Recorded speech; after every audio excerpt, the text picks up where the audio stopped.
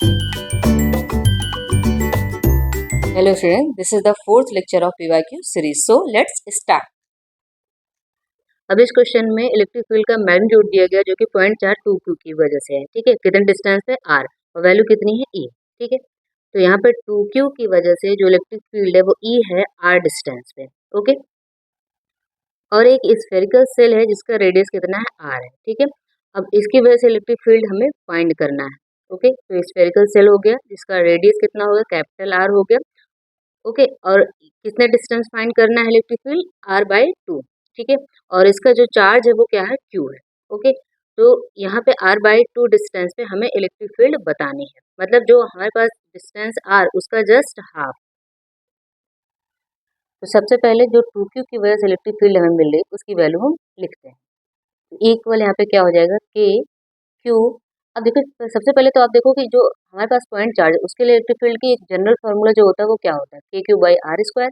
ठीक है, ये हमें मिल गया एक जनरल फार्मूला। तो यहाँ पे जो चार्ज है वो कितना है, 2Q है, तो यहाँ पे क्या लिखेंगे 2Q। ओके, अपॉन डिस्टेंस कितना R है, तो यहाँ पे क्या लिख दिया R²। ओके, तो ये 2Q की वजह से इलेक्ट्रिक फील्ड मिल गई। अब इसको हम और क्या लिख सकते हैं, E इक्वल यहाँ पे 2KQ/R², इसको हम लिख सकते हैं।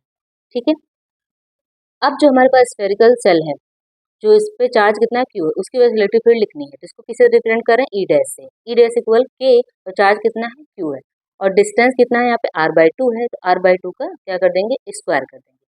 ओके, तो इक्वल यहाँ पे क्या मिल जाता है, जो यहाँ पे R² है तो R²/4 हो जाएगा, तो 4 ऊपर चला गया, 4KQ/R²। ठीक है, या हम इसको और क्या लिख सकते हैं, 2KQ/R², ऐसा लिख सकते हैं। और यही क्या है, इलेक्ट्रिक फील्ड जो भी हमने फाइंड की थी, पॉइंट चार्ज जो 2Q था उसकी वजह से, तो यहाँ पे इसकी वैल्यू हम लिख देंगे। तो E डैश इक्वल क्या हो गया, 2E। तो इसका जस्ट डबल हमें इलेक्ट्रिक फील्ड मिल रहा है, तो इसमें ऑप्शन कौन सा करेक्ट है हमारा, 2E।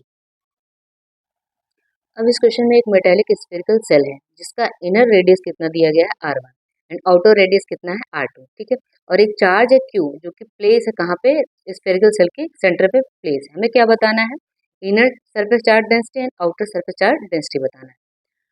तो पहला जो स्फेरिकल सेल है हमारा, इसका रेडियस कितना है, R1 है, और जो दूसरा है सेल तो उसका रेडियस कितना है, R2। ठीक है, और जो सेंटर पे चार्ज है वो Q है। कैसा चार्ज है, पॉजिटिव चार्ज है। ओके, तो अब देखो अगर यहाँ पर प्लस Q चार्ज है तो यहाँ पे जो इनर सरफेस है उस पे जो चार्ज होगा इसका जस्ट अपोजिट मिल जाएगा, क्योंकि ये प्लस है। तो क्या मिलेगा, जितने ही यहाँ पे पॉजिटिव है उतने ही नेगेटिव, क्योंकि क्या करेगा, ये चार्ज को अपनी तरफ अट्रैक्ट करेगा। ठीक है, तो ये नेगेटिवली चार्ज जो चार्ज होंगे वो क्या आ जाएंगे, इसके पास आ गए इनर सरफेस पे। और जितना नेगेटिव चार्ज इधर आया उतना ही जो आउटर सरफेस उतना पॉजिटिव चार्ज आ गया। ठीक है, क्योंकि ये प्लस चार्ज है तो ये नेगेटिव चार्ज को अपनी तरफ अट्रैक्ट करेगा, तो नेगेटिव चार्ज इधर आएंगे तो जो स्फेरिकल सेल आउटर वाला है उस पर भी क्या करेंगे, जो पॉजिटिव चार्ज उसको रिलीज करेंगे, है ना। तो वहां पे कितना आ गए, वहां पे पॉजिटिव चार्ज इकट्ठा हो गए। ठीक है, तो सरफेस चार्ज डेंसिटी का हमारे पास फॉर्मूला क्या होता है, Q equal sigma equal Q/A। ए क्या है यहाँ पर, स्फेरिकल जो हमारे पास स्फीयर है उसका एरिया है। ठीक है, तो फर्स्ट हम क्या फाइंड करेंगे, inner surface charge density find करेंगे। ठीक है, तो यहाँ पर सिग्मा इक्वल जो चार्ज है, चार्ज कितना है, वो तो -Q है ना, उस साइन के साथ लिखेंगे इनर सरफेस के लिए। और जो एरिया है, एरिया क्या हो जाएगा, 4R² होता है, तो R यहाँ पर रेडियस कितना है, R1 है, तो 4R1² इसका क्या हो गया, एरिया हो गया। ठीक है, तो हम आउटर सरफेस के लिए लिखते हैं, आउटर सरफेस। आउटर सरफेस के लिए हमारे पास जो सिग्मा है वही फिर से Q/A। तो यहाँ पर इस बार Q क्या है, पॉजिटिव है, तो सिग्मा इक्वल क्या लिखेंगे, पॉजिटिव Q यहाँ पे प्लस Q अपॉन, अब एरिया क्या हो गया 4R², लेकिन इस बार कौन सा R लेंगे, R2 लेंगे, है ना, तो बाहर रेडियस कितना है, R2। ठीक है, बाहर वाले के लिए, तो यहाँ पे 4R2²। अब इस क्वेश्चन में दो infinitely large plane sheet given है। ठीक है, एक दूसरे से पैरेलल रखे गए हैं, और जो फर्स्ट हमारे पास सीट है ए, इसका चार्ज डेंसिटी कितना है, सिग्मा 1, और जो सेकंड सीट है बी, इसका चार्ज डेंसिटी कितना है, सिग्मा 2 है।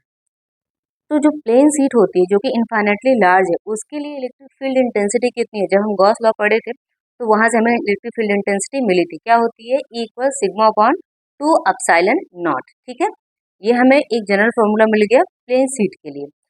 तो अब हमें सेकेंड एंड थर्ड रीजन में बताना है नेट इलेक्ट्रिक फील्ड क्या होगी।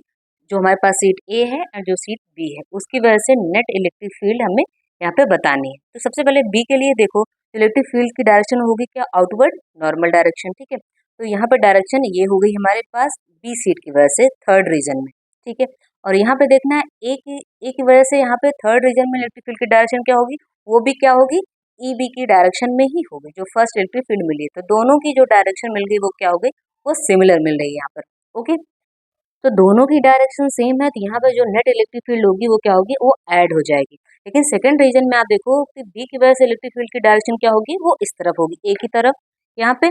और जो ए की वजह से इलेक्ट्रिक फील्ड होगी वो क्या होगी, बी की तरफ होगी। तो दोनों की डायरेक्शन क्या हो रही है यहाँ पे, अलग अलग मिलेगी, ठीक है। तो बी सीट की वजह से इलेक्ट्रिक फील्ड की डायरेक्शन हमें कुछ ये मिल रही है, और ए सीट की वजह से यहाँ पर इलेक्ट्रिक फील्ड की डायरेक्शन कुछ ये मिल रही है, ठीक है। तो दोनों का डायरेक्शन क्या है, अलग अलग है। तो यहाँ पर नेट इलेक्ट्रिक फील्ड क्या हो जाएगी, यहाँ पे सब्सट्रैक्ट हो जाएगी, ओके। तो यहाँ पे थर्ड रीजन के लिए हम इलेक्ट्रिक फील्ड लिखते हैं, क्या लिखेंगे, नेट इलेक्ट्रिक फील्ड इक्वल ई ए प्लस ई बी, ठीक है। दोनों को हम क्या कर देंगे, ऐड कर देंगे। तो दोनों सीट की वजह से जो इलेक्ट्रिक फील्ड मिलेगी वो क्या मिलेगी, sigma upon two epsilon naught. तो एक के लिए सिग्मा 1 हो गया, दूसरे के लिए सिग्मा 2 हो गया। तो सिंपल सा क्या कर देना है, यहाँ पर हमें ऐड कर देना है, ओके। अब यहाँ पे जो 1 अपॉन टू एप्सिलॉन नॉट ये कॉमन है, कॉमन कर लिया। तो क्या मिल गया यहाँ पे, सिग्मा 2 प्लस सिग्मा 1 या सिग्मा 1 प्लस सिग्मा 2 दोनों लिख सकते हो, ठीक है। तो यहाँ पे इलेक्ट्रिक फील्ड ये मिल गई। अब हम फाइंड कर रहे हैं सेकंड रीजन के लिए, दोनों क्या है, अपोजिट है। और यहाँ पे गिवन है जो सिग्मा 1 है वो ग्रेटर देन है किससे, सिग्मा 2 से, ठीक है। तो इलेक्ट्रिक फील्ड यहाँ पे क्या लिखेंगे, इसको हम रिप्रेजेंट कर रहे हैं किससे, ई डैश से, okay. E dash equal E A plus E A minus E B,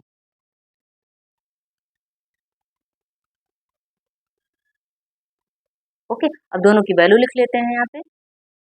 E A कितना है, sigma 1 upon two epsilon naught minus E B कितना है, sigma 2 upon two epsilon naught, okay. अब यहाँ पर भी कॉमन क्या है, 1 upon two epsilon naught common है, तो इसको कॉमन कर लेते हैं। तो सिग्मा 1 माइनस सिग्मा 2, ठीक है। तो net electric field second region में ये मिल गई और थर्ड रीजन में हमारी ये मिल गई, ठीक है। अगर ऐसा होता है सिग्मा 1 और सिग्मा 2 दोनों क्या होते, सेम होते, दोनों में चार्ज डेंसिटी क्या होती, सेम होती है। तो यहाँ पे क्या होता है, 2 सिग्मा हो जाता है, 2 से 2 कैंसिल आउट हो जाता है। तो यहाँ पे इलेक्ट्रिक फील्ड जो थर्ड रीजन है क्या मिलता है, E equal sigma upon epsilon not, ये मिल जाता है, ठीक है। अब यही अगर सेकंड रीजन में करते तो दोनों अगर सेम है तो यहाँ पे क्या मिलता है, दोनों सब्सट्रैक्ट होते तो जीरो आता, जो नेट इलेक्ट्रिक फील्ड मिलती वो क्या मिलती, जीरो मिलती, ओके। अब इस क्वेश्चन में हमें इलेक्ट्रिक फील्ड लाइंस ड्रॉ करनी है। माइनस क्यू चार्ज है जो कि अनचार्ज कंडक्टर प्लेट पास रखा गया है, ठीक है। अनचार्ज कंडक्टिंग प्लेट के पास रखा गया है। तो माइनस क्यू पास में क्या है, अनचार्ज कंडक्टिंग प्लेट। तो अनचार्ज इसका मतलब यहाँ पे जितने पॉजिटिव उतने नेगेटिव होंगे। तो ये नेगेटिव चार्ज है तो क्या करेगा, पॉजिटिव को अपनी तरफ अट्रैक्ट करेगा। एक साइड क्या आ गए पॉजिटिव चार्ज और प्लेट के दूसरे साइड क्या हो गया, नेगेटिव चार्ज, क्योंकि नेगेटिव चार्ज क्या करेगा, ये रिपेल करेगा। तो यहाँ फील्ड की डायरेक्शन क्या होती है, पॉजिटिव टू नेगेटिव, पॉजिटिव से इमर्ज कर रही हैं और नेगेटिव पे टर्मिनेट कर रही हैं। तो फील्ड लाइंस की डायरेक्शन हम कुछ ऐसे दिखाएंगे, ठीक है। तो ये हमारा हो गया इलेक्ट्रिक फील्ड जो हमें दिखानी थी वो पैटर्न ये मिल गया। अब इस क्वेश्चन में दो चार्ज दिए गए हैं Q1 एंड Q2, उनके साइन हमें बताना है। तो देखो जो फील्ड लाइंस की डायरेक्शन दिखाई गई कैसे दिखाई गई है, वो इनवर्ड डायरेक्शन दिखाई गई है दोनों में, ठीक है। तो इसका मतलब इनवर्ड डायरेक्शन हो गया, इसका मतलब जो चार्ज हमारा कैसा है वो नेगेटिवली चार्ज है, दोनों ही चार्ज कैसे नेगेटिवली, और एक दूसरे की तरफ फील्ड तो आ नहीं रही है ना। तो दोनों में क्या हो रहा है, रिपल्सन हो रहा है। तो चार्ज हमारा कैसा हो गया, नेगेटिव चार्ज। अब यहाँ पे चार्ज दिया गया है और हमें इलेक्ट्रिक फील्ड पैटर्न यहाँ पे ड्रॉ करना है। तो देखो जितने चार्ज है तीनों, इसमें कितने हैं, वो पॉजिटिव चार्ज है। तो फील्ड लाइंस की डायरेक्शन क्या होगी, वो आउटवर्ड डायरेक्शन दिखाएंगे, लेकिन एक दूसरे को क्या करेंगे, ये रिपेल भी करेंगे। एक दूसरे की तरफ फील्ड लाइंस हमें दिखानी नहीं है। तो फील्ड लाइंस की डायरेक्शन कैसे दिखाएंगे, आउटवर्ड डायरेक्शन, इसके लिए भी और इसके लिए भी हमेशा कैसे दिखाएंगे, आउटवर्ड डायरेक्शन दिखाएंगे, ठीक है। यहाँ पे तीनों के लिए हमें यही करना है। और एक दूसरे की तरफ यहाँ पे हम डायरेक्शन नहीं दिखाएं, क्योंकि जो जितने भी चार्ज हैं वो कैसे हैं, वो पॉजिटिवली चार्ज, ठीक है। तो एक दूसरे से क्या करेंगे, रिपेल करेंगे, एक दूसरे की तरफ फील्ड लाइंस हमें नहीं दिखानी। तो आउटवर्ड डायरेक्शन हमें ये दिखा दी, ये पैटर्न यहाँ पे हो गया। अब इस क्वेश्चन में भी जो चार्ज दिए गए हैं वो पॉजिटिवली चार्ज है, ठीक है। फील्ड लाइंस की डायरेक्शन कैसे दिखाएंगे, आउटवर्ड डायरेक्शन दिखाएंगे दोनों में ही, पर एक दूसरे की तरफ नहीं जाएंगे क्योंकि दोनों ही पॉजिटिवली चार्ज है। तो एक दूसरे को क्या करेंगे, रिपेल करेंगे। बस फील्ड लाइंस की डायरेक्शन हमें कैसे दिखानी है, आउटवर्ड डायरेक्शन दिखाने, चार्ज से आउटवर्ड डायरेक्शन दिखाने। अब यहाँ पे जो चार्ज है एक पॉजिटिव है एक नेगेटिव है, ठीक है। तो एक जो पॉजिटिव है उसकी डायरेक्शन कैसे दिखाएंगे, आउटवर्ड डायरेक्शन दिखाएंगे, और जो नेगेटिव है वो डायरेक्शन कैसे होगी, इनवर्ड डायरेक्शन। मतलब प्लस चार्ज से ये माइनस चार्ज की तरफ जाएंगे, पॉजिटिव से इमर्ज करेंगे और नेगेटिव की तरफ क्या करेंगे, टर्मिनेट कर देंगे, ठीक है। यहाँ डायरेक्शन भी दिखा सकते हैं नेगेटिव चार्ज की तरफ, और यहाँ से क्या दिखा सकते हैं, आउटवर्ड डायरेक्शन हम दिखा सकते हैं, ठीक है। अब यहाँ पे जो चार्ज है वो क्या है, 2q है, और यहाँ पे q है, इसका जस्ट डबल है ये, ठीक है। तो यहाँ पे फील्ड लाइंस क्या दिखाएंगे, इसे डबल दिखाएंगे, ठीक है। यहाँ पे फील्ड लाइंस हमेशा क्या होगी, इसका मैग्नीट्यूड ज़्यादा है तो फील्ड लाइंस भी क्या होंगी, ज़्यादा ही होंगी, और डायरेक्शन कैसी होंगी, आउटवर्ड डायरेक्शन दिखाएंगे क्योंकि पॉजिटिवली चार्ज है। और यहाँ पे फील्ड लाइंस इसके कंपेरिजन में कम दिखाएंगे क्योंकि इसका मैग्नीट्यूड क्या है, कम है, ठीक है। और एक दूसरे को क्या करेंगे, ये रिपेल करेंगे, दोनों ही पॉजिटिव चार्ज है तो एक दूसरे की तरफ फील्ड लाइन जाएंगी नहीं, ठीक है। तो डायरेक्शन हमें कुछ ऐसे दिखानी है, इसके स्ट्रेंथ ज़्यादा दिखाने इसके कंपैरिजन में। अब यहाँ पे जो चार्ज है वो प्लस क्यू है, यहाँ पे नेगेटिव चार्ज है, तो क्या करेगा, प्लस से इमर्ज कर रहा है और टर्मिनेट कहाँ पे करेगा, नेगेटिव। लेकिन यहाँ पे जो चार्ज है वो क्या है, इसके कंपेरिजन +2 के कंपेरिजन में कम है, तो वहाँ फील्ड लाइंस कम दिखाएंगे, और यहाँ पे 2 के लिए क्या करेंगे, फील्ड लाइंस ज़्यादा दिखाएंगे। अब इस क्वेश्चन बोला गया है जो इलेक्ट्रिक फ्लक्स है वो पॉइंट चार्ज है क्योंकि स्फेरिकल गॉसियन सरफेस के अंदर है, तो कैसे अफेक्ट होगा फ्लक्स जब हम रेडियस को क्या कर दें, इंक्रीज कर दे रहे हैं, ठीक है। देखो फ्लक्स का जो फॉर्मूला होता है वो क्या होता है, phi equal Q upon epsilon naught. तो जो फ्लक्स डिपेंड कर रहा है वो डायरेक्ट किस पे डिपेंड कर रहा है, वो चार्ज पे डिपेंड कर रहा है, ठीक है। तो यहाँ पे सर जो रेडियस है वो उसको इंक्रीज या डिक्रीज करो उससे कोई फर्क नहीं पड़ेगा, ठीक है। फ्लक्स जितना था उतना ही रहेगा। तो फ्लक्स जो है इस फॉर्मूले से सरफेस पे तो डिपेंड कर ही नहीं रहा है, तो लिखेंगे क्या इसमें हम, since on increasing the radius of the surface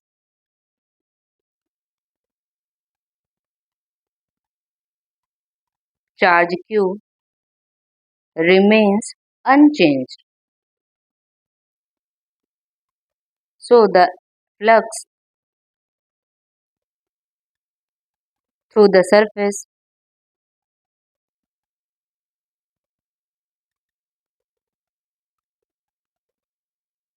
through the Gaussian surface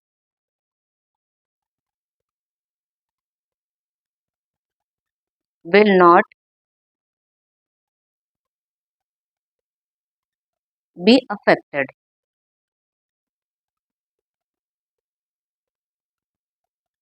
when its radius is increased। तो इस तरह से चैप्टर 1 के हम 20 क्वेश्चन पीवाईक्यू जो है वो कंप्लीट कर चुके हैं। तो आज के लिए बस इतना ही, मिलते हैं फिर अपने नेक्स्ट लेक्चर में, तब तक के लिए बाय, टेक केयर।